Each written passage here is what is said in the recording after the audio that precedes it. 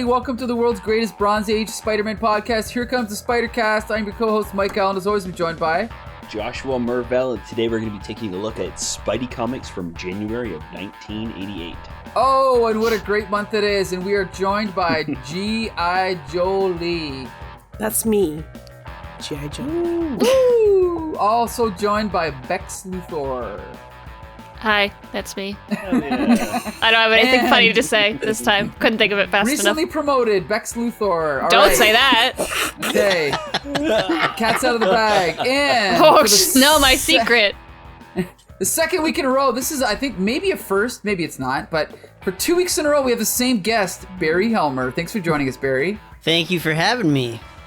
And we wanted to contrast because last week was Spider-Man at his darkest, right? Spider-Man at his most psychologically complex. And this week, we have Spider-Man playing football with a group of kids while the Watcher and a lizard alien watch him. So, yeah. What could It's be a strange better? time for Spider-Man. Yeah, I mean, we might as well just jump right into the web of Spider-Man number 34 There you go. with an intro like that. It basically described the whole thing. Yeah, I mean, honestly. So the Cosmic Gambit. We start off with Spidey hanging off the side of a building, and he's watching a bunch of like ruffian street rat kids play football in an alleyway behind some buildings, and we kind of get a little bit of like backstory of these kids. Not really, but they're just like their relationships with each other, I guess. The only thing that's really important is the small one's name is Gerbil, and he hurt his knee, and the big one's name is Truck. Yeah, his name's Truck. So anyway, Spider-Man's watching this happen. We cut over to the moon.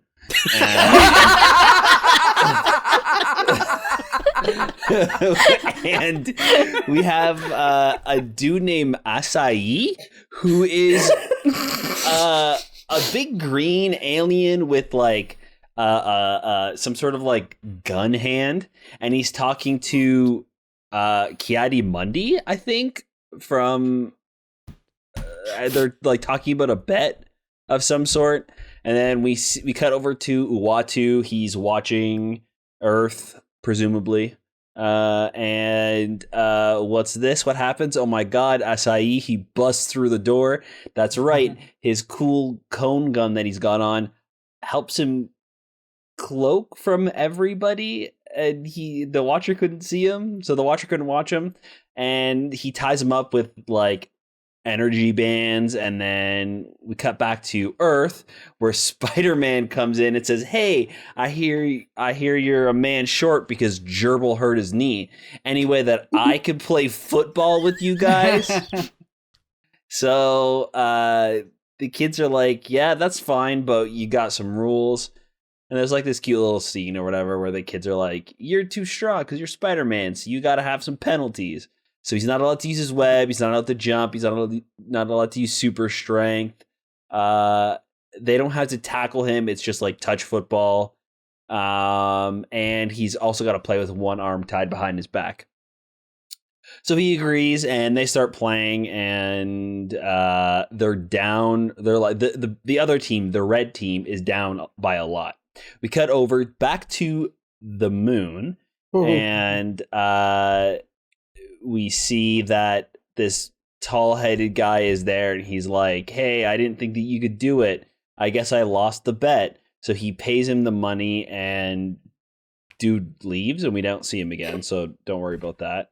Then Acai says, "Listen, Watcher, I'm about to kill you, but I know that all of the Watchers have really cool weapons and items on their bases. So I'm going to go find that first." And he said, "Yeah, good luck with that." Uatu says, "Good luck with that.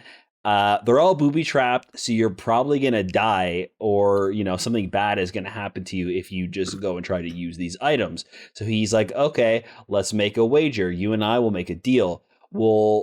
If I win, I'm going to kill you, but only after you give me all of your cool shit.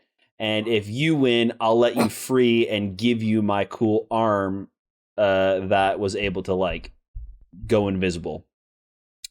So Uatu agrees without even knowing the terms of the of the wager. So they go over to one of Watcher's many tube TVs, and they decide to pick out this football game that's happening in the alleyway. So Acai decides he's gonna pick the red team. So the Watcher is left with the other team, and we cut back to them as this football game continues, and we see Spider-Man kind of starts turning the tides, and he starts giving the other team like a pep talk, like a Michael Secret Stuff kind of pep talk. And then they start like slowly coming back. It's 56-14, 56-21, 38-31, and then finally it's at 56-45 when Acai starts to sweat. He's like, shit, I might lose this wager, so I'm going to use my cool arm that for invisibility and also magic handcuffs.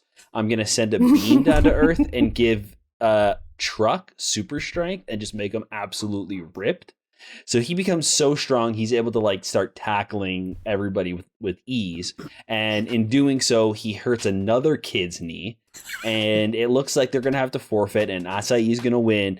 But Gerbil steps up and he says that he's going to help out. So they only need to do, it's like the end of the game. They only need one more run and they've won.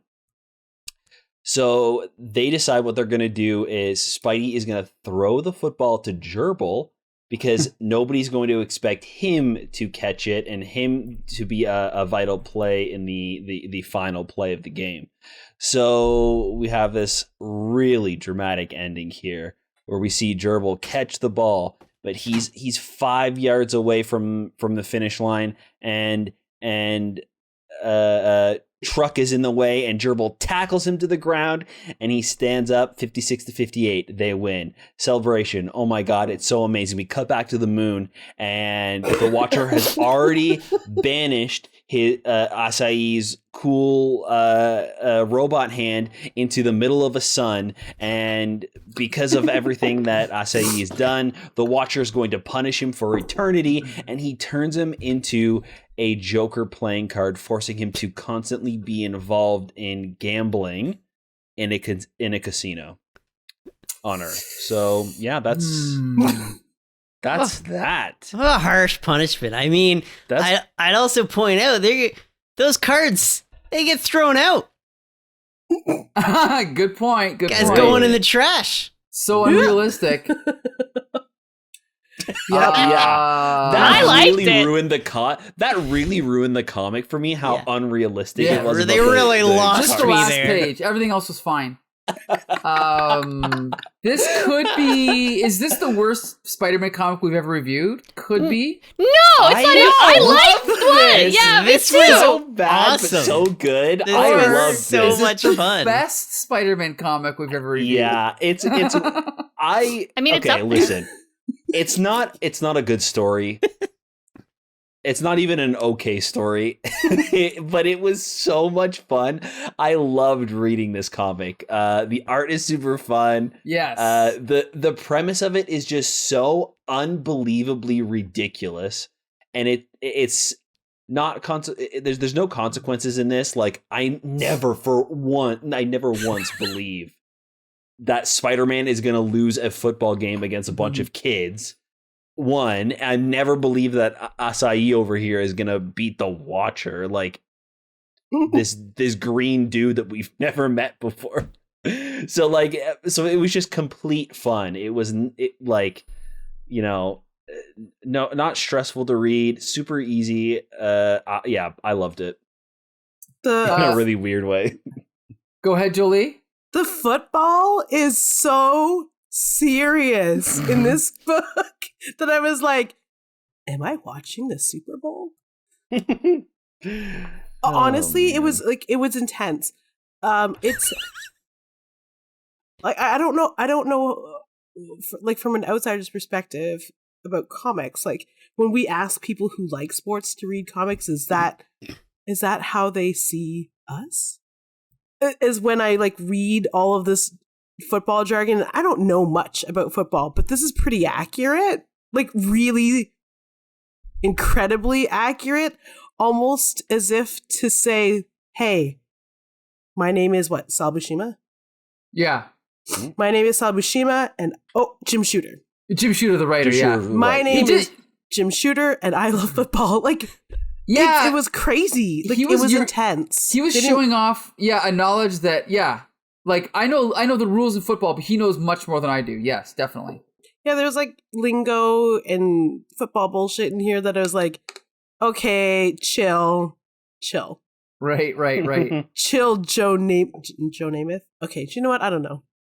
Chill football name. Insert it here. So, Barry, what's your take on this issue? I mean, also coming off the Life in the Mad Dog Ward from last week, what do you think of this one? Oh, man, there's so much to love about this. There was, like... I love that you were saying, like, oh, I never believed that, like, Spider-Man's going to lose a football match to a bunch of kids, but somehow he almost does. Like, it's so close. And also, like, the bad guy is like, oh, we're going to bet on this football game. And then he does, like, you know, like when Krusty the Clown, like, bets against the Harlem Globetrotters, and like like he's like, well, dumb. I don't know anything about this Spider-Man guy, so he doesn't necessarily know Spider-Man's a superhero. Whatever, he's still an adult on a team with a bunch of kids. Right. That's the team that's going to win. But he was like, he's like, nah, I really like the idea of these. I like the looks of these kids. I'm going for them. You can take Spider-Man, even though you just told me he was an exceptional human that you've been watching. I don't want to bet on him. So the bad guy bets against Spider-Man. It's even funnier too, because right before that, Uatu says these machines will give you the context just by looking at it. You don't have to have any prior knowledge. You know everything about what you're watching. So he obviously knows that it's Spider-Man. You know what I mean? Like, it's he knows the context. He knows that Spider-Man just joined because the machine supposedly told him. It's great. I love the way it starts, and like Spider-Man is like furious that these kids are playing football. Right. He's like, the fuck are they doing? How dare they? And he's like, these, he calls them like street urchins or something like that. He says there's no windows left to break, huh? No old folks left to mug. And then they're throwing the football, and he goes, it's probably full of crap. Like, these kids can't win. They break windows, Spider-Man takes them out. They just play football, and Spider-Man calls them street garbage. What the hell? Bunch of kids, like, being like wholesome and playing games with each other, as Spider-Man is like, I can put a stop to this. Bunch of crackheads, I bet. Bex Luthor, what do you think? I loved Greatest it. Story ever? Worst story ever? Come on. Okay, so Craven's Last Hunt, great. Mad Dog Ward, awful. This right after, thank God. I needed this. I needed this to just get that like, even if there wasn't the Mad Dog Ward stuff in the middle, just to like come back to like, oh yeah, Spider-Man's played football with some kids.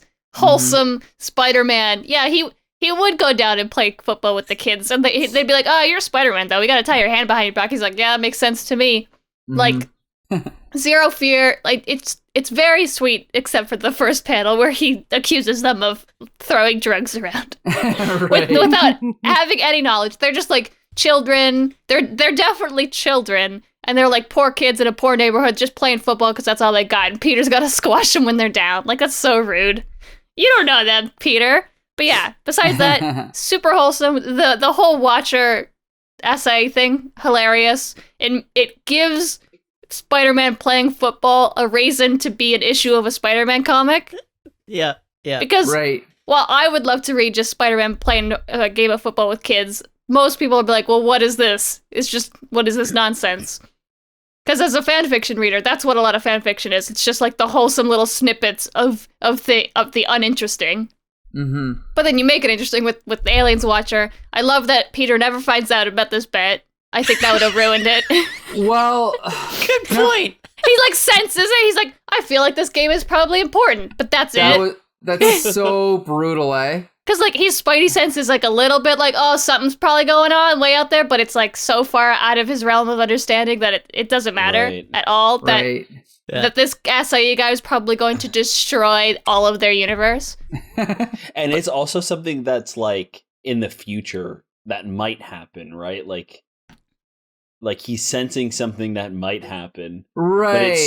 But it could be so dangerous that it even though it's like a what if, it still like set off his spider senses. Mm-hmm. And I just love the concept of like, well, how do we who are we gonna have? Who's gonna fight the Watcher and be able to sneak up on the Watcher? Some guy. He's a berry. Yeah. Where's Acai. what's this weapon that he has? Galactus died. Remember when that happened? This is from him. Oh, okay. Nobody else noticed? Okay, cool. Did anybody else catch Spider-Man cheating on several occasions too? Because like they gave him all his handicap rules, and then he's still using his sticky hands. Yeah, no superpowers, Spidey. So and they call him out on it for catching it with one finger, and because he's Spider-Man, they're like, yeah, okay, yep, moving on. Because he's an adult. Yeah. So here's the thing. Let's quickly point out the art is by Sal Buscema, who is actually awesome in this issue. The art's fine, right? Like he tells the story. It looks great. The inks are by Vince Colletta, who makes it a little bit Marvel generic, but that's okay. Sal Buscema's pencils still come through. Sal Buscema is about to take over. Actually, he draws Peter Parker or the Spectacular Spider-Man this month, so he's just about to take over. So this might be an inventory story. I'm not sure. But we should also point out that everyone's favorite writer, Jim Shooter, wrote this issue. Who also wrote Secret Wars 1 and Secret Wars 2. Becca, I know he's one of your favorites. So yeah, he points out that he does a callback to it. He's like, oh, you guys remember?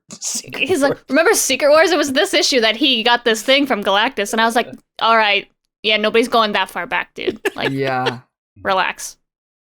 I don't know what to say. Jim Shooter is talented, but like, when this is this is crazy.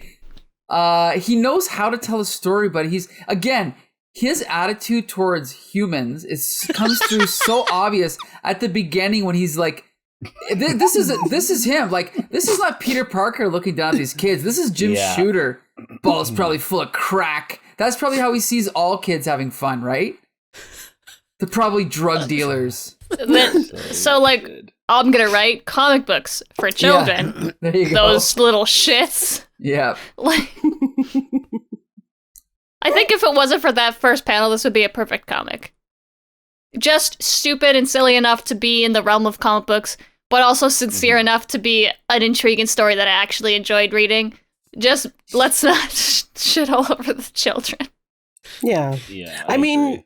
in all seriousness, since we took a tangent while talking about the art, this book does something really cool that a lot of books can't do because they're not about a football game, which is they use the text to tell the score. It reminded me of Edgar Wright's Scott Pilgrim. Okay. Where, the choreography has to also be married to the like visual text on the screen, like right.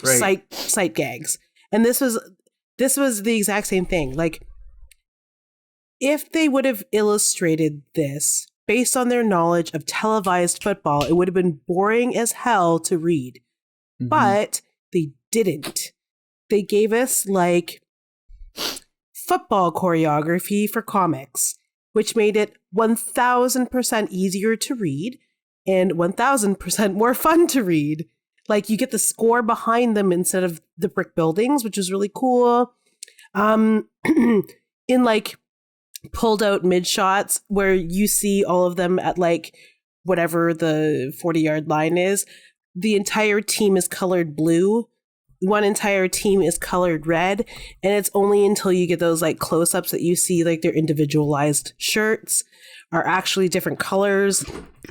gerbil who is clearly Spider-Man's favorite, happens to be wearing a Spider-Man t-shirt, like super cute stuff like that. Like I really like this comic for those things that they can do with football, with sports, that make it interesting to me because aside from watching it live, I don't want to know about football because it's just like not fun. But this made it fun. You could throw Spider-Man in there and we might watch it. Right. No, you put Spider-Man anywhere near a stadium and we know it goes wrong, so... You know Did he get married in one? This episode is going to premiere the day after Super Bowl, so it's kind of I was just going to say, yeah. Yeah. Oh, it's the gonna be football episode. How convenient. After that stinging high of the call, they'll have this to listen to. Sorry, I don't know what that means, but anyway, go ahead. I'm referencing the halftime show that is upon us. Oh, Okay. who's doing it? I don't even know. I don't know anything about football. Eminem, Dr. Dre, Mary J. Blige, Snoop Dogg, Kendrick Lamar. Come on, people. Come on. Oh, It's going to be That's pretty pretty cool. cool. It's a pretty good line. That's a pretty good lineup. Yeah. We I'm just get rid of talking Eminem. about it already. Like, you know, I don't know. Anyway, it's supposed to be world shattering. My world will be shattered. But enough about rap. On to the book. You know what I'm saying? This is exciting. Yeah. This is exciting. This was a surprisingly really fun book to read. Pretty good overall, especially coming off of Kraven's Last Hunt and then seeing just the cover of this, I was just like, are you kidding me? Great. Right. Like, this is going to be so bad. But no, I genuinely really liked it. And like, I enjoyed reading this just as much as I enjoyed reading Kraven's. And like, obviously they're not on like the same exact level. It's really hard to compare the two stories.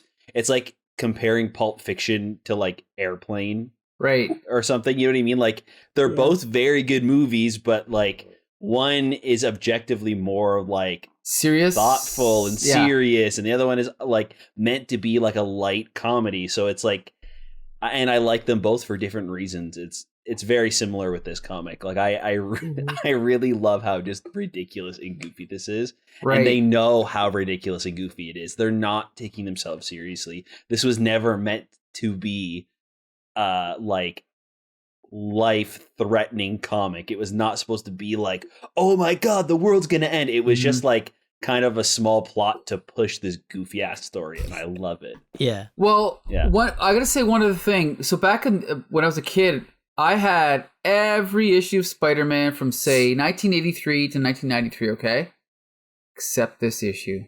You It wouldn't. took me. No, it took Really? me so long to find it. I couldn't find it anywhere. It was so rare. And to this day, I have no idea why. But I finally found it, and I was like, this is the Holy Grail? Like, this is what I've been looking for my whole life? You kidding me? But yeah, I have no idea like why it was so rare. But yeah, this was the one. Interesting. This is the one that eluded me. So anyway. So I guess the only thing we can do is give it a recommendation. I recommend it on a scale of 1 to 10 for superhero fun. I give it a 10. So I definitely recommend it. The art is excellent. The story is crazy, but as long as you can accept the crazy. Let's remember, Jim Shooter started writing Legion of Superheroes when he was 13 years old, okay? So he has got experience writing insane stories about aliens and kids and other kinds of fun stuff. So anyway, I recommend it. G.I. Jolie, what do you think? Oh yeah, I recommend it. Football fans or not. Crack fans or not. Read it. It's super fun. Right. Like fans. usually, you know, Paul would say, I would hate this. I think Paul would guess that I would hate this, but I love it. I surprised myself, so I recommend it. All right, Josh, what do you think? Yeah, it's a definite recommend. It's goofy, and it knows that it's goofy, and that's what makes it so fun. So I would definitely recommend it. on the base, like with like prefacing, this is not supposed to be like a crazy story or anything. A serious crazy, story. It is crazy. serious. Yeah, serious story. Yeah. Or maybe it is. All right, Bex Luthor.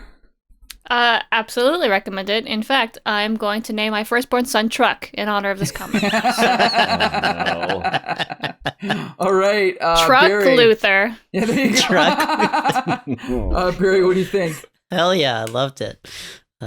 Lots of fun. Yeah, I saw the cover. I was like, oh, this could be a train wreck. And then like I'm only a few pages in. I'm like, oh, this is fun. So yeah, absolutely. All right. Okay, so with that, we are going to jump to another fun comic, Amazing Spider-Man number 296. And Bex Luthor, you're going to tell us what this one's about. This one was less fun because there was no football. Great cover. That's though. true. Honestly, even the cover, the web of cover, yeah, he's playing football off the Watcher's forehead. Still great. I really love it. Like, that's funny. But yeah, so we start off with this cover. It's got Spidey. It's got Doc Ock. We start off, Spidey's walking home in the rain. It's pretty funny. He's mumbling about how he should change his web shooters because he ran out of web fluid again. So he's got to walk home in the rain. But luckily, the rain is keeping his neighbors off the roof so he can go into his skylight, go back home. Mary Jane is also conveniently just written out of this. She's where is she this time? Out of town. She's overseas. Prague or Aspen, I think, maybe Aspen. Right. Not in the country. Colorado. Yeah. She's not here. She's somewhere else. Because why would you want to bring the wife of Peter Parker into the stories after you just forced them to get married? But she just and he just died like 2 weeks ago. He was missing for 2 weeks and she's still gone. So Peter's like, oh, I wonder what I should do. And he starts thinking about new like web shooter designs and everything like that. And he falls asleep. And then we go over to the South Brooklyn psychiatric facility where Doc Ock is being helped. His arms are removed from him and he's not attached to them anymore. And it looks like he's got Dr. Jefferson, I believe is his name, is trying some interesting therapy techniques to try to help Doc Ock out of his fear of Spider-Man. And so he's in a sleep state and he's having a nightmare where Spider-Man just basically kicks his ass and flicks him and calls him a shrimp. And his connection to his arms awakens and the arms, which are being held in a different facility, start freaking out. So Octavius, in a very, very comforting and tender moment, wakes up in a rush and his doctor rushes to him and hugs him and it's very sweet. We go back to Peter Parker's apartment and he fell asleep on the couch. And then he's thinking about his web shooters again and how he wants to make them plastic this time so that he can take them abroad and not have to worry about metal detectors. And then he's like, well, that's going to cost me a lot of money and I don't want to ask my wife who makes millions of dollars for that money. So better call Kate Cushing and ask her if she's got any work for me. So he calls her and she's like, nah, F off, dude. I don't need any pictures of Spider-Man today. So he goes swinging around and he's like, oh, I gotta find some trouble to take pictures of the trouble to sell to the Daily Bugle to build my web shooters instead of asking my rich wife for money. Who knows I'm Spider-Man. We go back to Otto Octavius and they're trying an even deeper sleep therapy thing. And he has another nightmare where everyone is Spider-Man and he starts freaking out and then spiders start crawling all over him. Meanwhile, at the facility where his arms are being held, they're freaking out. And they're breaking out of their containment, and the two goons who are like meant to guard it are like, oh, yeah, no, this is not fine. We better go get some help. So Peter's spider sense goes off. So the arms go on a rampage, and because they don't have any connection to Otto, they're completely autonomous, and they don't care how they get back to Otto. So they're like crashing into people and buildings and police and all that jazz. So Peter's got to jump out and save some of them. Then one guy's like, you know, I always thought you were a menace, right after Peter saved his life. And he's like, wow, thanks, dude. So the arms break into the psychiatric hospital that Otto's at, and they reconnect with him, and it immediately triggers back all of his evilness. And he just leaves. He younces out of the building, and Peter sees that he was a little bit too late. So Otto goes back to one of his old hideouts, which apparently he had, and his goons were still just hanging out there. And he's like, oh, you guys were waiting for me all this time. That was so nice. And they're like, we're not waiting for you. We're not working for you. And he rips a car in half, and they're like, all right, maybe we'll work for you.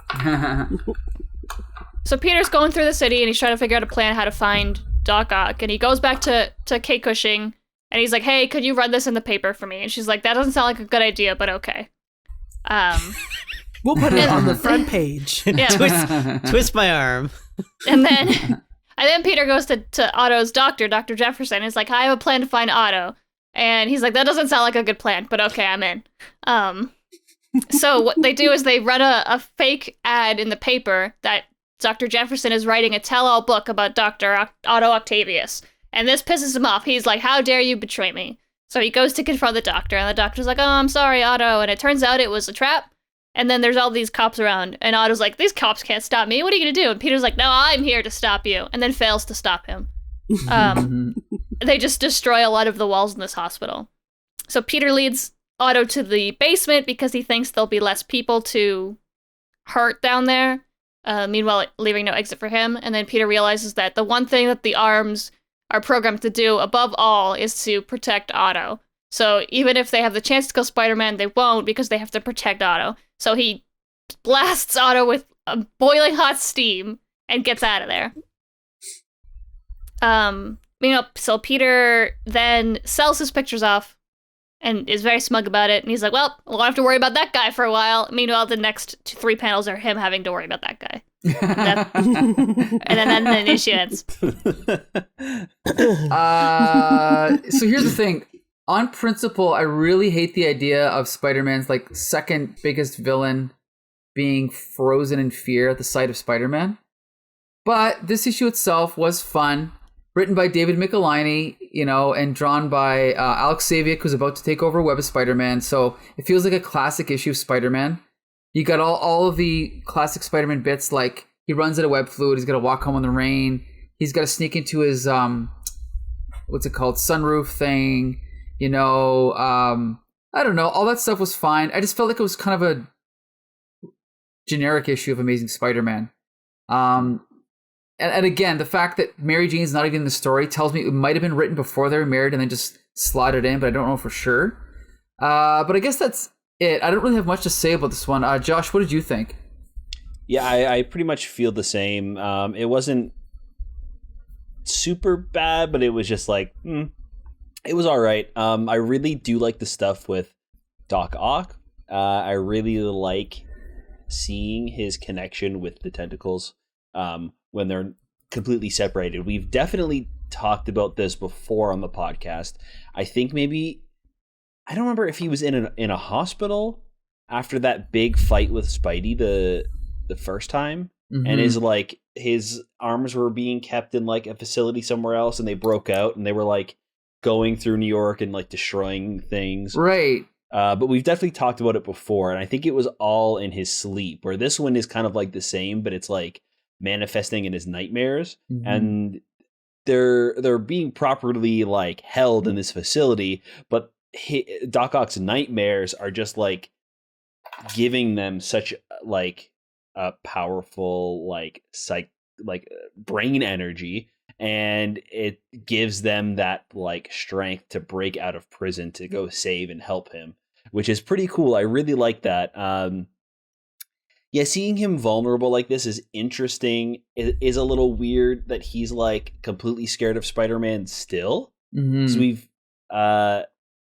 it's been like a year probably, right, of him being scared after that like huge fight with Black Cat, right, and the Owl, right? That was around that time. So it is weird, I guess, to still see him like cower in fear. I mean, it makes sense maybe for him to have like nightmares and to actually be scared, because it's, obviously dangerous for him to fight Spider-Man, but to like cower in fear is a little weird, I think. Right. It just makes him like an ineffective villain, like not scary at all, right? But yeah, I like seeing him vulnerable. I just feel like it's just kind of I don't know. It feels just like a gimmick rather than like an in-depth look into his mind. Right.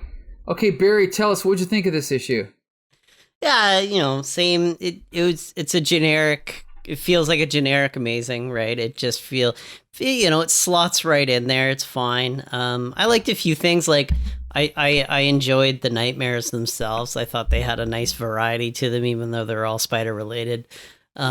They did some cool images, giant Spider-Man and, all the spider people and all the spiders crawling on him. That was fun. It did have, this is such a weird nitpick, but like I had this like almost like laughing fit over one stupid panel in it. And like it's, Spider-Man gets home, he's been out of the rain, he takes a shower, and he takes a kettle off the stove. And he's like, oh, good. Oh, good. The water's hot. And I'm like, all I kept going was, A, you have spider sense. Yeah, you know the water's hot. 2, you're a human being. You can also tell that things are hot when you pick them up. 3, you just boiled the water in a kettle on the stove. You fucking, like, If we needed a scientist to explain the concept of boiling water to you, you're also one of those. Like he's mystified by sometimes, right. And this points out like this thing that you see in old comics a lot, where it's like the writer like doesn't let the artist just tell the story visually. He's right, like, I have to like describe what he's doing. Right. And it's just like, he could have just written Peter Parker takes kettle off stove. You don't have to be like, oh, good, the kettle's done. Like, right. Yeah. That's all I had. Okay. Bex Luthor. I like this one. I like Josh said, I don't care for the Doc Ock being so petrified parts. Right. I'm not even a big fan of the fight at all. Separately, I really enjoy Peter Parker making tea and drawing up plans in his apartment, and Doc Ock getting psychiatric help by a doctor who genuinely seems to care about him. I really, really like those two things. I wish there maybe was more to them and less of like yeah, they have to fight at the end. I get it. It's Spider-Man. But, like, I wish there was more. I want, like, Peter talking to the psychiatrist and being like, oh, well, he's afraid of me. Like, what can we do? Like, not, this is my plan, and then we gotta trick him so we can capture him. How about, like, let's figure it out. Like, maybe that's gonna continue, because clearly this leaves on a cliffhanger. But I love that. Peter doesn't think so. Okay, right. Peter. Okay. I love that. He's like, well, that guy's out of my hair. I love that he's like, I won't have to deal with that guy for a while. And I was like, what about your encounter suggests that? See, can I just say that I thought this ending was actually like really bad. Like, the logic that Dr. Octopus uses to come to this conclusion is just so stupid. I forgot about it, yeah. But he's crazy, so he has a pass on that. Peter's not. It's quite simple, really. Since Spider-Man's base of operations is Manhattan, the surest way of destroying him is by destroying New York City. Yes, it's so very clear. Like, that is something even the Spider-Man and His Amazing Friends cartoon would feel it was too outlandish for him to say, But whatever. I don't know. Maybe it's the arms talking. They're like... Yeah. They're like, oh, we'll just destroy the whole city. I love the guards. I love that they're like, well, just guarding these arms all day. This should be... Oh, no. Yeah. G.I. Julie, what'd you think of this one? I mean, what is to be said that hasn't already been said? I pretty much agree with everybody. I didn't hate it and I didn't love it. It's very typically Spider-Man. It's something very strange to return to. Do you know what I will say, though? Okay, I will say something. And that is not, oh my God, Barry's cat is the cutest. Does he have a little pink nose? Yes, she does. Oh, what a sweetheart. Oh, you just look so soft. Okay. That's like the part-time job for the Spider Cast is getting distracted by cute pets. Yeah, I can see Josh sort of like shushing Parker, and I'm like, no, let him speak. Let him speak. Okay, so I will admit that I actually went back a few issues because it felt like when I first started reading, I was like, Dr. Octopus, did we miss something? When was the last time we saw him? Like, did I... So we had Kraven, right? That was the last thing we did. So I went back before that and I was like, oh, okay, Pete gets married. Okay, and I went back before that and I was like, no Doc Ock. It feels like there's a jump. Like, when I started reading the issue, I felt like it was like missing an issue before this. Did anyone else feel like... No. I don't know. To me, it felt like as far as the Dr. Octopus storyline is concerned. I didn't feel that way because we've been reading them for a really long time, so it does connect to like a previous story about Spider-Man like finally defeating Doc Ock, and it was like, this is it, the final battle. I'm not letting up because he keeps... Wait, I think maybe you were on around that time, but it was like a long time ago. It was well over a year on the podcast, but it was when Felicia was like in and out of the hospital. That was a long time ago. Yeah, that was a long time ago. I think that's what this is about, is that was like the final battle, right? And Spidey's like, I'm not pulling my punches anymore, and he like completely knocks out Doc Ock, puts him in the hospital. Yeah. Ever since then, he's been scared of Spider-Man. Yeah. So yeah, if that is a year ago in Spider-Cast time, that's like 5 years in comic book time. Yeah, it is a while for sure. Yeah, so that's like Angel being in hell for 1,000 years. Except, so we're like, okay, that's fine, whatever. But still, I would have had to go back a while. Like, I knew that they connected, but I was like, wow, they took a long time to reconnect, and I'm not like clicking back to find it. Anyway, it doesn't matter.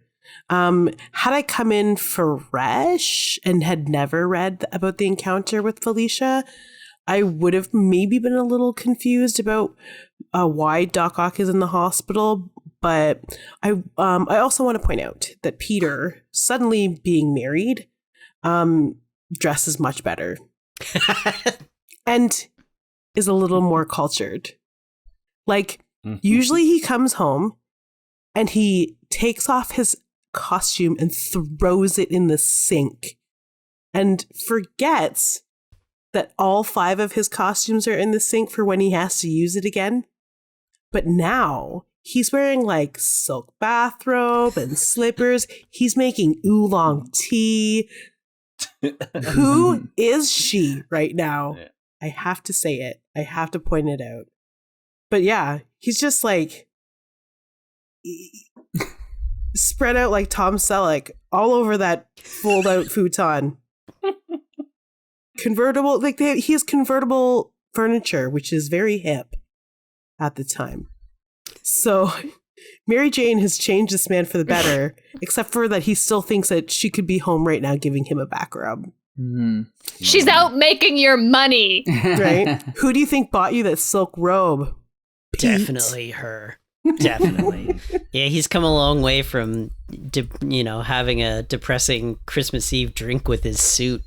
Good point. Yeah. I want to quickly point out... Oh, go ahead, Bex. I was going to say, he's still alone. He just has tea now. That's true. Yeah. Tea and slippers. And now he misses his wife instead of everyone.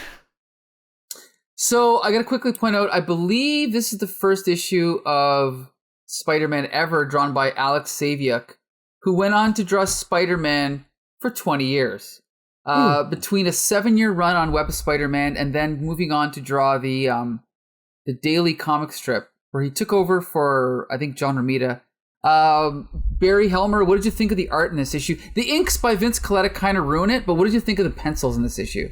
I liked it. I thought it was really standard art. I mean, even, the stuff Julie was saying, like, the fact that they're telling a bit of a story with how Peter looks and how he's, you're able to, that is coming across wordlessly in the art, right? So obviously there's something going on there. And yeah, it's not the most exciting, art in the world, but it's pretty good. I mean, like last week, Life in the Mad Dog Ward, like you could hardly tell who characters were half the time. So it's a step.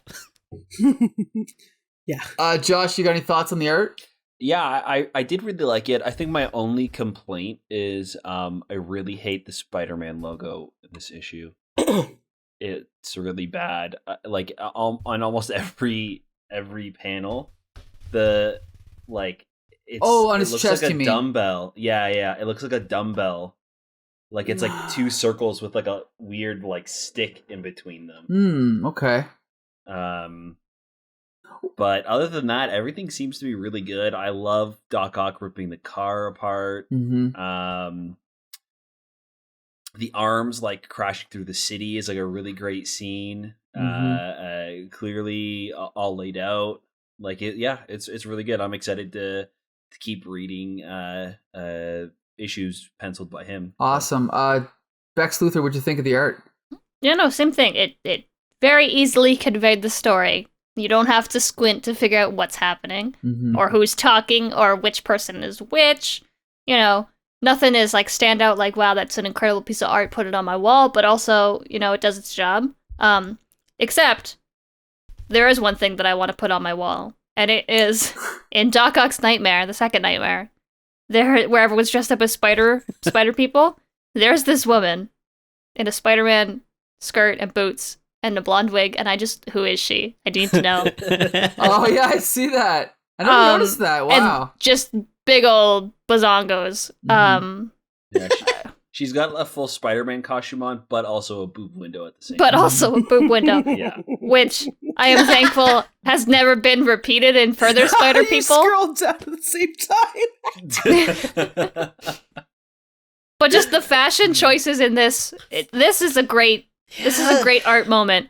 The guy, there are some the guy wearing the Tommy Bahama shirt that's all spiders. Yeah. Spiders? I was just gonna say I'm digging that Spider-Man Hawaiian shirt. That's great. Like some of them are just regular people clothes, but with a spider suit underneath. But some of them are Spider-Man themed, like the Spider Cop. There's a guy in a suit in the way in the background. It's like a 3-piece suit, but it has a Spider-Man logo on it. That's awesome. Yeah, there's like the spider guy's driving the bus. Like one of the signs of Spider-Man's face. Mm-hmm. The store is called the Black Widow Shop. I'm a big fan of that panel. There's one Spider-Man with a Walkman. Like, this is fantastic. I love that the women still have hair, but have full Spider-Man masks. This homeless woman is Spider-Man. Yes. Yep. I love this. So good. No, so they're all Julie, fantastic. you filmed the interview with Alex Savia. You met him twice, I think. What do you think of this art? He's such a nice gentleman, and I'm so happy that he is, because his art is really good too. And I don't have any issues with it. It's very, like Barry said, it's very like standard for comic book art. Which is not an insult or like high praise, but it's praise because it means that I can read without being burdened. Now that I think about it, I should have known how far back the Doc Ock story goes, because in his flashback, Spider-Man is wearing the classic costume. And I just noticed that while I was reading now, and I'm like, shit, dude. This Alex Savia guy, he knows what he's doing. Anyway. Also, I think Dr. Octopus is also wearing his classic costume. Yes, he is. Yep. I should have known that there was like a time jump. Anyway. The thing is, the thing is that his art is, he started, I think, in the late 70s. He has a very late 70s, 80s feel to his art, right? Like, he's not trying to be cool. He's not trying to be hip. He's just trying to tell a story. And his art is very, I don't know what the word is. There's no word for, there's no word in the English language for what I mean, but it fits a certain feel and he gets it, you know? And it's almost like it never really changed. It was always the same and it was always good. And that's why I like him. That's it. It was like, not conveyor belt. What is it? No, do you mean like Henry Ford? What's that called? Not that. Assembly line? Yeah. Not Assembly line. There you go. I don't really think it's like that. I think it's more like, you know, it's like grilled cheese. Yeah. You know, you're not getting caviar, you're getting grilled cheese, but it's good grilled cheese, right? That's how I see it anyway. Yeah, So- and but there's room here's for the some. thing. Is Yeah. the butter on the outside? Yes. Both. Yes. Okay. It's on both. Or Also, I whatever. will say he draws Peter Parker very sexy, and I think that's very sexy of him. So, like, give me more thought, Peter Parker, please. Mary Jane knew exactly what she was doing when she bought that robe. She's like, yes, my husband and all of his abs are going to be wearing this silk for when I get home. From And I'm Aspen. Just God bless her, you know. Because this Peter, I think it is Aspen, isn't it? Yeah. is it Aspen? She's at a shoot in Aspen. Yep. Oh shit! I thought you were just guessing. Oh, it is Aspen. Mhm. Well, either way, she's not here. And again, super hot Peter Parker. So Well, there's 7 more years to come from Alex Savia, so we got more where that came from. So, more yeah. slutty Peter Parker. Yes. Fantastic. So obviously, I recommend. I mean, this issue is. I guess you could say it's slight, but it's fun. It's a classic issue, so I recommend it. Barry, what about you? Oh yeah, it's fun. All right, Josh. Yeah, it's all right. I think the art is really good. The story is just fine. There's a lot of really good ideas that I would like them. I'd like to see them explore further. This story is supposed to be about Doc Ock's like mental state, and really we don't ever actually see him like trying to fix that or like even talk about what's bothering him. We only see like the doctor's perspective, never really like the two of them talking about it. So yeah, I want to see a little bit more of that. So it's definitely a mild recommend, but it's not like top tier, you know. Okay, Bex Luther. 8 Spider-Man high fashions out of 10 for me. Okay, G.I. Jolie. It's also a mild, lukewarm, hotter than his cooler than the oolong tea recommendation. I feel like this issue is going to only work if it is accompanied with the issue that comes next. So there's a part 2 coming. Yep.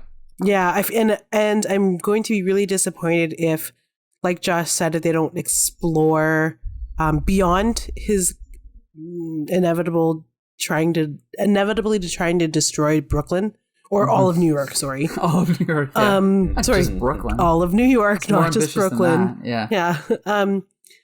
Beyond him doing that, why? When you give us your main character and he has no motivation other than to not hurt anymore. It's like, but we need to know why he doesn't want to hurt anymore, and we still don't know. Mm-hmm. Yeah. But anyway, we'll see.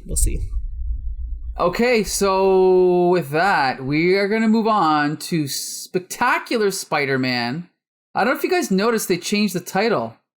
Yeah, it's no. not Peter Parker. Right. So it's no longer Peter Parker, the Spectacular Spider-Man. It's the Spectacular Spider-Man. Like we said, we have a new editor of the Spider Books, which is Jim Salicrup.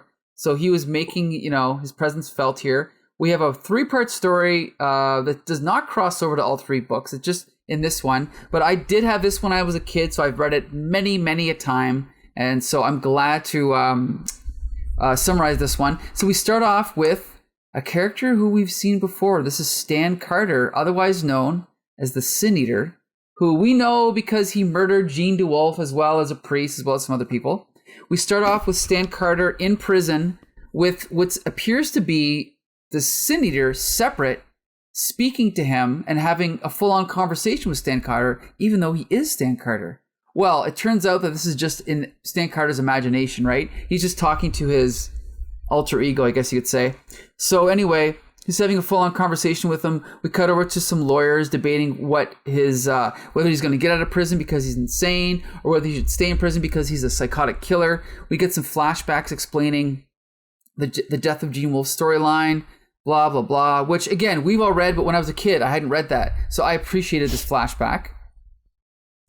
And then basically, then at the end, one of the lawyers comes in or whatever he is. He's like, Stan, would you like to go home? And he's like, very much. Then we cut over to a scene of Mary Jane, who's actually incorporated into the story for once. And she is treating her husband to some, well, I mean, back in those days, she would have just sent this over Instagram, but, I mean, she had to use a roll of film here, but she's taking some sexy photos to give to her husband. And there's kind of a cool little scene where she's posing for the camera, but then in the middle of her photo shoot, Peter Parker crawls in across the wall, reaches down, grabs her, and then they start making out, right? So that's the end of that scene. And then who knows what happens after that? But anyway. Are you sure he just didn't give her like a piece of carrot cake? Well, I mean...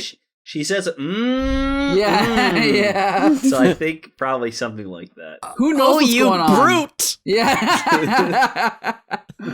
And then we cut over to reintroducing someone who we haven't seen in at least 2 months, Electro. Remember, because he was in the wedding issue. Right. So yeah, he was there. So Max Dillon, Electro, is in his plain clothes. He walks into a jewelry store and holds it up with a kid's plastic toy gun, which I thought was really cool because the guy behind the counter is like, "Oh, come on, sir. This is a respectable establishment. You could at least use a respectable weapon." And then he just zaps him because he's like, "Well, the gun is a toy, but the electrical current that I sent through it was not." So basically, he holds him up, gets the jewels, takes off. Then Peter Parker and Mary Jane are walking along. Peter sees the Daily Bugle that has a headline saying that the Sin Eater has been released. So Peter's all pissed off, and he's talking about how he's going to pull a Batman and he's going to go scare Stan Carter and tell him that he's going to be following him and blah blah blah. So then he changes into Spidey, goes swinging around town, and comes across the apartment where Stan Carter has returned to, and there's news reporters all around. Spider-Man crawls in to confront him, and he actually puts on like a tough guy voice, like the Shadow. For those of you who don't know, the Shadow was a vigilante from the 30s. Anyway, kind of like Batman. So he's just imagine Christian Bale, right? You mean kind of like the Cape? The Cape. What's the Cape? You guys don't remember the Cape? I No. know the Cape. NBC's the Cape? Yeah. No, I don't. You don't have any Cape fans here? No. You got Sorry. me. Good, All right. good. You had Keith David. Oh, okay. I have much All to right, learn. I'll Google it. Yeah. It was an NBC show that was canceled as it was airing. I love Yes. those are my favorite kind of Had, shows. had Summer Glau on it. Had Yeah. oh yeah. Oh. They make a lot of references to it on Community. Okay. Yeah, they do. okay. Yeah. They do. Yeah. So I thought I would live out the remaining days of my life without anyone ever uttering those words. But hey, here we are. So what's Spidey doing, Mike? Spidey is confronting Stan Carter, but Stan Carter has a limp and a lisp and a stutter. Not a lisp, he's a stutter. And he basically explains to Spider-Man how the last time Spider-Man saw him, he beat the shit out of him and crippled him. And Stan Carter's like, no, it's okay. Like, I deserved it. Like, remember I killed all those people? And Spider-Man's like, no, don't you dare. You're trying to guilt me? Forget it. It's all your fault, not my fault. And he just jumps out the window. It's kind of funny. And then once he leaves, Sin Eater appears in Stan Carter's imagination again. And he's like, ha ha ha, that was beautiful, Stan. Blah, blah, blah. And then Stan Carter takes a swing at him, but then, of course, he's in his imagination, so he doesn't hurt him. And then he just falls over, and Sin Eater's laughing, right? So let me cut back over to Electro, who's like robbing more jewelry stores or whatever he's doing. And he's like, so now Spider-Man is feeling guilty, right? He's like, oh, man. He's like, I've always had to pull my punches, but with Sin Eater, I just let loose because, he murdered my friend, and he murdered some other people, too. Blah, blah, blah. So he's like, okay, well, what's going on? Oh, look, Electro. So in his mind, he's feeling like, man, I gotta hold back. So he goes to confront Max Dillon and he punches him, but he doesn't really hurt him. So he's fighting Electro, fighting him. And then, of course, Spider-Man makes the mistake of using the word static in a sentence, which gives Electro the idea, wait, static? Hold on. That's it. That's got to be it. So Electro gets the idea that maybe Spider-Man's powers don't work on actual stickiness like glue. They work on static electricity. So then since Electro is the master of electricity, he ends up,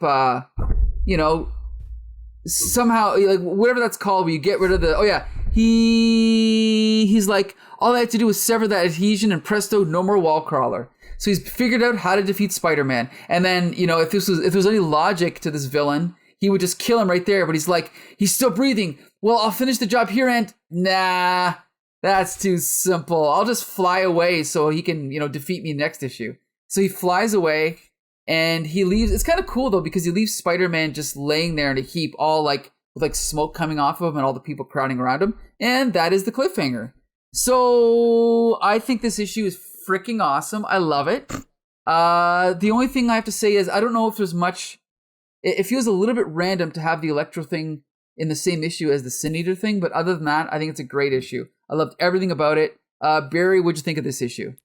Yeah, it was pretty good. It was a weird combination with the Doc Ock issue, because you're just like, man, just Spider-Man just does not believe in psychiatry. Like, he does not believe in rehabilitation at all. So aside from that, yeah, it was pretty good, and like I liked I appreciate, like you said, I appreciated the recap of Jean DeWolf's death, because like it's been years and years and years since I've read any of that. So I was like, all right, I'm back. Yeah, it was good. It was good. I feel like I'm trying to think if I had anything specific that I remembered. Oh, just like I found like the scene in the beginning where like I don't know if they're lawyers or court appointed psychiatrists who are trying to give like a consensus on Carter's mindset. It just went on forever, and like some of it flashback? Well, no, more just like them Before discussing it, and like I was just like, and like some of the dialogue in it, like it was just like placeholder like smart dialogue where they hear like, we're like when Sin Eater's talking to like Carter, he's like, we're a dynamic duo, and he lists like Laurel and Hardy and Abbott and Costello, and he says Sodom and Gomorrah, and I'm like, those aren't people, those are cities, you idiot. Right. And then there was another one like in the next page where like the lawyer's like, you're saying your client's a good person, you're saying he's a real Helen of Troy. I'm like, that's not a saying. Yeah, good point. These aren't good references. Well, wait. The only thing I can say though is Helen of Troy did hear voices in her head, so maybe that's what he's referring to, right? No, that's Joan of Arc. Yeah. Oh, that's right. Wait, if I got it wrong, Helen of Troy was just hot. That's all she was. Yeah. Maybe Peter David got it wrong too. She was the face that launched a thousand ships. Yeah. Okay. I also love that like the other lawyers like, yeah, you don't know Helen of Troy. I do. Okay, I've got a client that's really like that. Okay. I love the one lawyer who's just like, yeah, I didn't read any of the case notes. So watching the game. I love that. They call him on it. They're like, yeah, you're probably he was also watching the Spider-Man game. Definitely. It's Uatu. Yeah, you're right. I was watching Spider-Man play football with some kids with a football full of crack. Yeah. But yeah, it was fun. I had a good time reading it. All right. Joshua Mervell, what'd you think?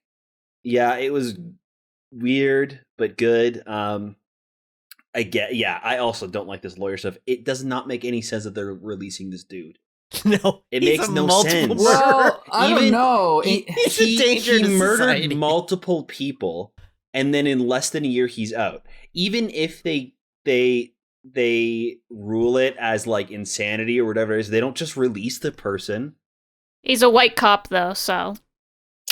Can I also Never say, mind. do you remember that guy? Everything you just said doesn't apply. Yeah. Do you remember that guy in Canada that cut off someone's head and ate on a him? bus? He is ate out him. now. He is on the street because he's crazy. So they released him. Yeah. So it can happen. Okay, well, now I'm terrified again. I forgot I was afraid of that man. Thank you for bringing that back to nice. Now I'm afraid of buses again.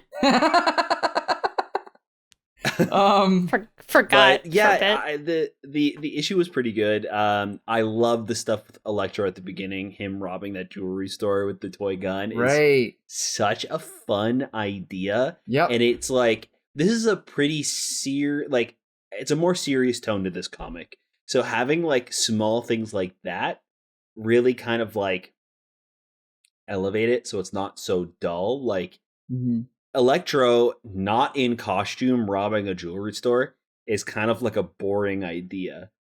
And it would not be something that would stand out to me, but that like small little detail kind of gives him more character, and like it just elevates that scene a little bit. It's just like, I don't know, it was such a nice touch that I really liked, and like I was thinking about even after finishing the book.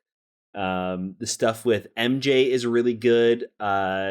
Both like the beginning scene where she's like introduced taking the pictures, and then later on when Peter finds out that Sin Eater is released. I will say at the end, I think that maybe we shouldn't have had Peter like storm off like that and like throw a temper tantrum, but I did like the two of them kind of like talking to each other, him like grabbing the newspaper, and then she's like talking the newsstand guy down and throwing him, you know, a couple of coins or whatever to pay for the newspaper. And like I like their interaction with each other. So there's some really good stuff in this issue. It does end a little strange with him jumping out the Sin Eater's window randomly. Yeah, it was weird. Like, yeah. It would have been a good ending, I think. Even like the cliffhanger is Spider-Man doing the right thing by going and threatening this guy that like has brain damage now because of Spider-Man. You know what I mean? Like that is such a better cliffhanger than the Electro like, thing. I guess we'll have him fight Electro real quick at the end, so we have like a cool cliffhanger of him frying on the sidewalk. But well, I don't know. Trust me, I've thought about this a lot, but I think it's just the idea that now he's doubting himself, and so that's why he loses. And the question now is, what is he going to do now going forward? Because he knows that he can beat the crap out of people if he uses his full power. I don't know. That's how I took it.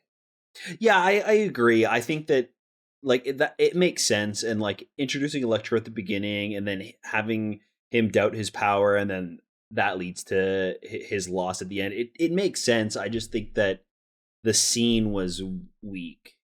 Yeah. You know what I mean? Like I just feel like it was just I think the better interaction is with him having to deal with himself with Sin Eater. It's interesting that he brings up Batman in the issue, because it is really a Batman issue that you don't necessarily see Batman deal with it, but it gets brought up a lot in discourse about Batman, about how he just beats the shit out of criminals and like probably does some serious damage. So it was weird. Right. It was weird to see that, like, you know, brought in as text, not subtext. Right. Julie, have you given us your review yet? What do you think? Probably not. Are we on recommendations or reviews? No, we're on reviews. Full review. Oh, okay. Well, I mean, you haven't. It's fine. I agree with everything everyone said. I also disagree with everything, or agree with everything everyone disagreed about. So, the story is fine. The art is great. I love the art. Wait, am I thinking about the right book? Sorry, something has just happened here, so I'm a bit distracted. I'll just say quickly, it's the same. It's Sal Buscema again, except it's a different inker. So there's some great moments in the art, like you were saying earlier, Mike. That last panel, although I thought it was like a weaker story point. That last panel of him, like the steam and the smoke coming off of him as he's laying in the street, is fantastic. I love that. Yeah. It's kind of cool to have like a fight with Electro not in costume. Like that's it weirdly works in this issue. Sure. So like making him an interesting character out of costume is pretty cool. Again, his layouts are really great. I was never lost or confused while reading this, or like had to do like double takes. There's a couple of moments too where he uses like Dutch tilts to kind of emphasize Spider-Man's movements. Like when he's crawling down the building, it's like the angle of the building goes past 90 degrees, and it looks like he's going the opposite direction. Like, it's really cool to kind of, it really feels like the whole camera almost is like turning with him. It's pretty cool. I noticed that too. That was so freaking cool. I'm not sure if maybe Steve Ditko or John Romita maybe innovated that technique, but like for a wall crawling superhero, what a smart way to do that. You're right. I also don't remember that panel, like that framing, from any of the comics we've read. Right. So if it was like lifted from something else, it's nothing that I remember us reading. So it feels fresh, even if it isn't. So I agree. It's a nice little panel there. And sorry, Jolie, you were getting your technology together there. Did you have more to say? No, I was actually commenting on the exactly wrong book. So, here we go. This one I liked a lot. Not a lot, but it was more. There was like kind of more story to digest for me. I also appreciate, because I wasn't around for the Death of Jean DeWolf storyline, so I really appreciated that I always mean to go back, and I really appreciate that they did it, and they it wasn't super verbose. Like, you know what I mean? I agree with Barry though. I really find it interesting that they explored with the Senator character the idea that Peter really fucked him up. And like, this is we don't see the aftermath usually of that.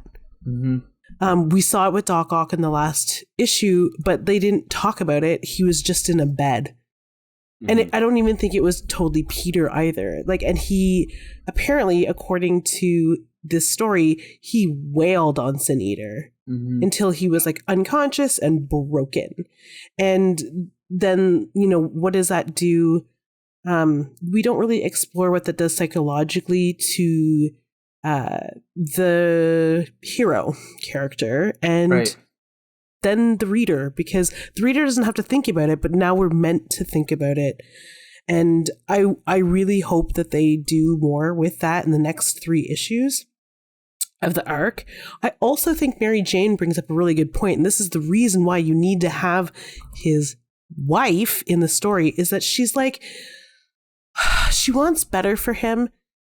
We always see Peter not doing well. Like, that's been, hello Parker, that's always been the Peter that we're kind of, the status quo for Peter is that he's like this struggling photographer, but she's like this rich model who is changing his life. And yes, she is sitting here taking images for like in a bikini for her husband, but she's also thinking about how his life could be better. Like, he doesn't need to be taking salacious photos for the Daily Bugle when he could be making a bunch of cash in the modeling industry just like she is. He could be taking fashion photos, and she knows that he's good enough to do it. And it's all in thought bubbles, and it all takes place over like 12 panels, and it ends it ends with Peter squashing those thoughts, like literally just like doing what Peter does, which is just be with women. You know what I mean? Like, he's with this woman. She has this whole awesome future probably planned out for him that'll better both of their lives, and especially his, and kind of like change his status quo. And then it's like, oh yeah, that's right, he's still Peter. Womp womp. Yeah, it is pretty interesting. Like, she's a model, he's a photographer, and they like, that doesn't become what they do together. It's so strange. Good point. Yeah. And like, she can cover for him all the time too when he's got to run off and be Spider-Man, and like, so it's a great idea that she has, and it's a bummer that doesn't go anywhere. Or at least I don't remember that ever happening. And it's a perfect cover too, because it's like, where was Peter Parker when he was captured by the Claw for 2 weeks? Like, he was in Aspen taking photos. Like, it could literally be anywhere. he could be anywhere taking photos, and no one would check on it because you don't care about that stuff. And instead, like, he participates in probably the most suspicious activity. I don't know how anyone has figured out that he isn't Peter Parker based on really simple triangulation of where the camera is in all of these shots. So anyway, yeah, that is my really quick, not so quick, assessment of this story. Bex Luther, did you give your review yet? I didn't. Okay. What do you And think? you can tell because everyone's having intellectual conversation, and that's not my forte. All right. Take it from here. I liked it a lot. And honestly, I like the Mary Jane stuff the best, which is shocking, I know. Whenever I complain about women in comic books, it's not this. I want people to know that there is a big difference between some of the other depictions of women we've seen in previous issues versus this one. A woman taking, like, obviously she's a fictional character, but, like, taking full responsibility for it. She's like, I'm going to take sexy pictures for my husband, and that's what we're doing. And even, like, the framing, she clearly is taking sexy pictures for her husband, but she's not objectified in the image at all. It's a really interesting, the first time I read it, I was like, oh, this is a really interesting dynamic that I haven't seen in any of these Spider-Man comics that we've read yet. Because Mary Jane is always touted as this incredibly beautiful woman. But she's so self-confident that even the sexism of the 80s can't take that from her. Well, it's also because Sal Buscema is a great artist. Like, you'll see soon when Todd McFarlane takes over, he draws her in a completely different way, which we can compare in a few months. But, yeah, I know what you mean. Like, even though she's just in a bikini, it's very tasteful, right? Yeah, and even Mary Jane as a character, since she's been married, has grown emotionally so much. She is like wifey material, this girl. She's like, I'm career oriented. I love my job. I love my life. And I love being a wife. Like, she's like, no, this is my man. I'm going to do my best to support him.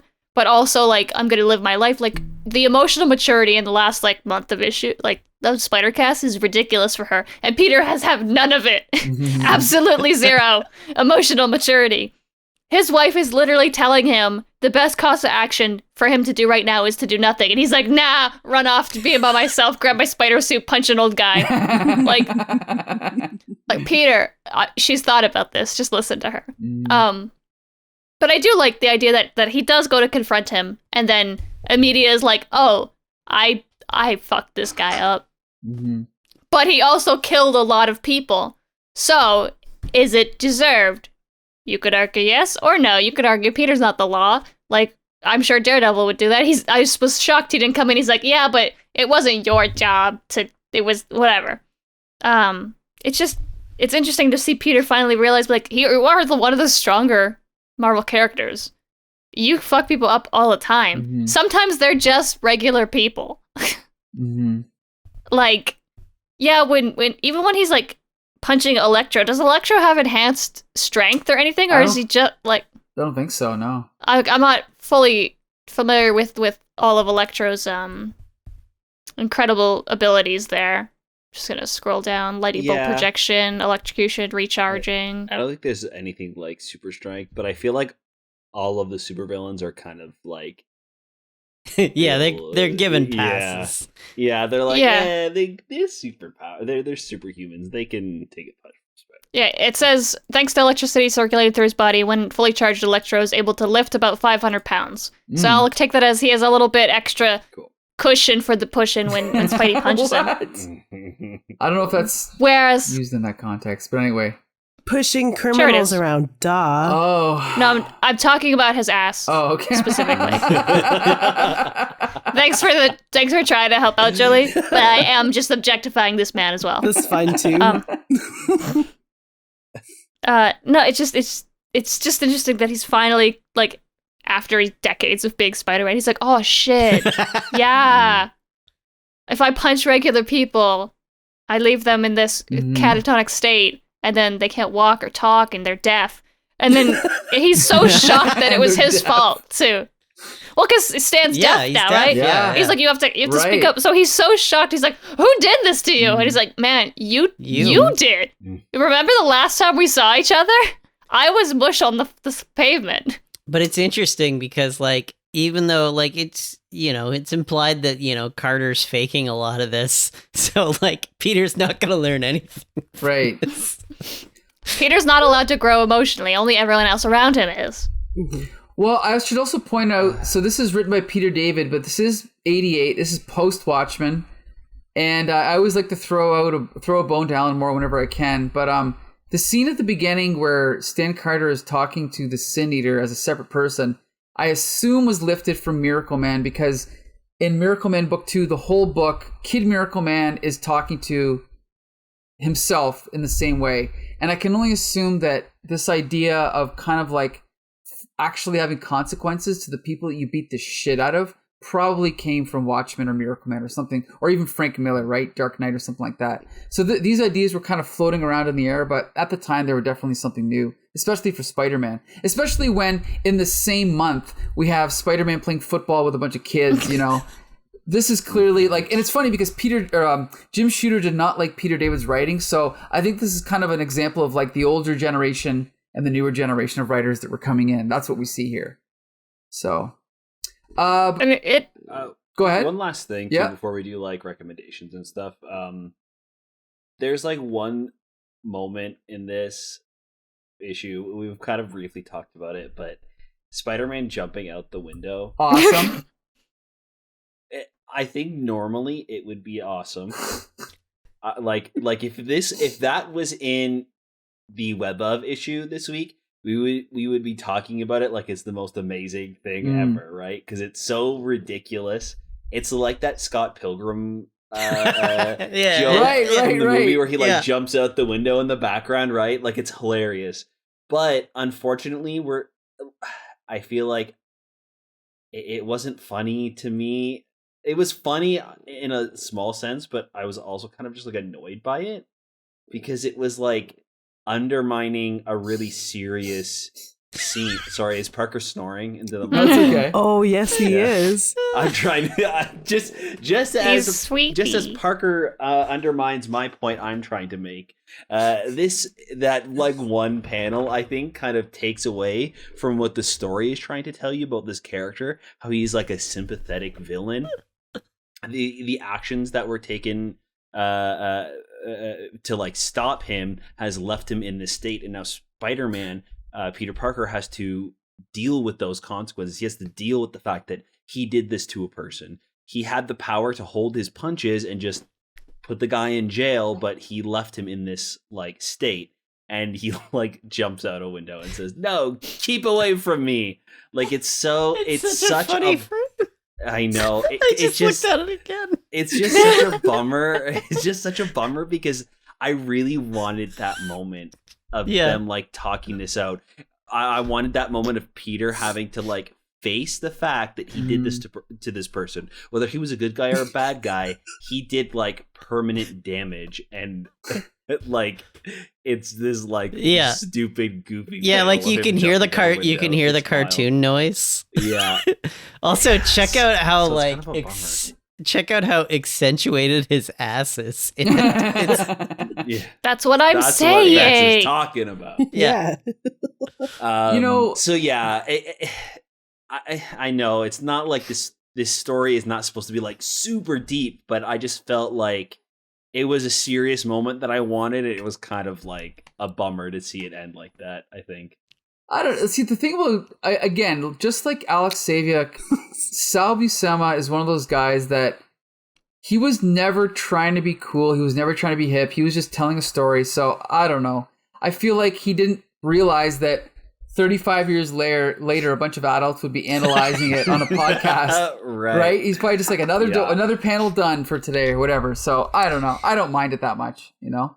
He 100% knew that in the year 2021, 2020, and 2022, Jolie and Becca would be keeping a butt tally. So. It's just for us. Man, they're making Peter so sexy. I'm such a fan. I should also point out that Sal Buscema drew 2 issues this month. He drew Web and Spectacular. And Vince Colletta he inked all 3 of them. So this was a different time. Like nowadays, an artist, we're lucky to get 2 issues in a row out of them, right? But they also probably had more time because they did not work on Craven. So they had a whole month free. Okay. I'll give you that. I feel like with the shuffle, not to discredit or anything, but I feel like, I think around the time too, they had, which I think goes to show that like if you give your artist time, they can do 2 issues, but they need the time to be able to do it properly. Sure. Because both the art in this one and in Web are really, really great. And I feel like if he had 1 month to do both of them, they would not be this good. Okay. Yeah. So yeah, I love this issue. I'm going to give it, it's funny because we just talked about Craven 2. And it's funny, we keep forgetting we just reviewed Life in the Mad Dog Ward. We can't forget about Life in the Mad Dog Ward. I would like to forget. But, I would like to forget. Our memory's been erased. But it's funny. After we recorded last week, I cleansed it I was like, oh, we talked so much about it. I went back and reread Craven's Last Hunt. So it's just like nice. But even though I do enjoy Craven's Last Hunt, I like stuff like this, just as much, if not more. So we'll talk about it as the story unfolds, but I definitely recommend this issue. Barry, what about you? Yeah, for sure. Awesome. Josh? Yep, I definitely recommend this one. It's got some fun moments, and I'm excited to see the rest of the saga unfold. Bex Luthor, you recommend it? I give it 7 out of 10 sexy Mary Jane boudoir pictures. Awesome. That you don't appreciate enough, Peter. G.I. Jolie? I recommend it, if not for butts and boudoir photos, then the genius wordplay with the word sin. Yes, that we did mention. Sincere. There's more where that came from. I'm sure it will be sensational. Anyway. Yeah. Speaking of wordplay, the Electro, as soon as Spidey said static, he's like, oh yeah, static electricity. Did you ever think of that before? Didn't he also in the jewelry shop say, you didn't think that the static electricity from my gun would do anything though? Right? Like he says static electricity, I think, even before. But it doesn't mean that he thought it applied to Spider-Man, though, right? He's not the brightest bulb in the box. Yeah.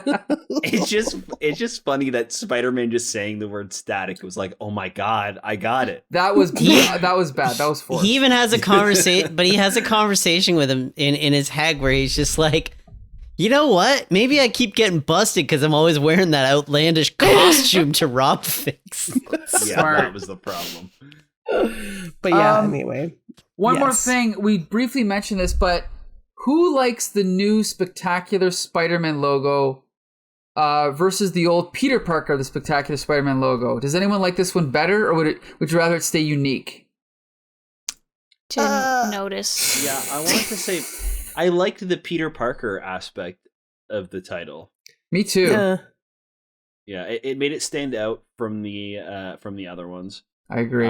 And I think before more so when we first started the podcast, like in the early 80s, Spectacular really felt like it was more about Peter and like his personal life, especially when he was in school. Like we kind of had that like cast of like university students that were constantly in just pretty much the Peter Parker Spectacular issues.